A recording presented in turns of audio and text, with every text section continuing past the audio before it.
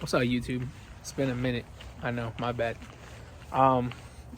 Today, we're gonna put a spoiler on my Accord. So, yeah. So this is the spoiler that I got. It's just some one off of eBay, but yeah, we're gonna put this on here. All right, I'm gonna be straight up. I already had this spoiler on my car, as you can see from the holes, but I just took it off and I want to show you guys how to put it on.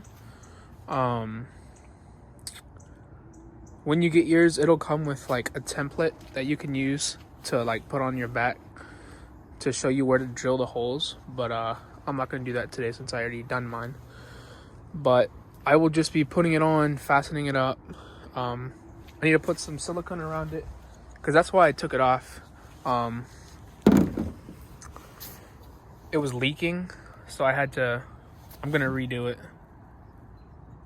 so it doesn't leak. What you want to do is get a drill bit, drill some holes in the back of your car. Your spoiler probably came with a template.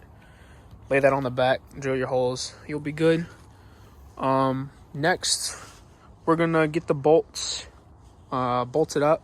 We're gonna also put some silicone around it so it doesn't leak.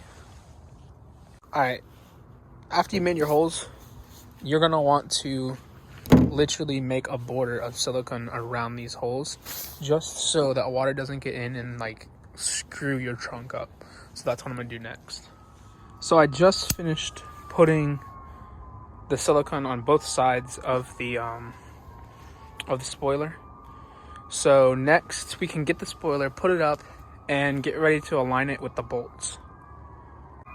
All right, so next you're gonna want to put the spoiler behind the trunk and get ready to fasten it with the bolts that come with it. You can see my two holes are right here and my other two holes are right here. It's better if you have another person to help you because this part will be difficult if you're alone. All right, if you got a spoiler with like a brake light attached to it, you will have to drill another hole, but that'll show in the template when you're drilling. You want to thread that through there and find an access point on the back. Mine just comes through here and I'll pull these down and then I can bring it down here. But yeah, you want to get those through. All right, after threading these wires through, I had one of my friends hold up the other side, and then we started with the top 2 screws first because that'll just hold it in spot, and then we can get the bottom 2 in next. But yeah, you can see that it's holding.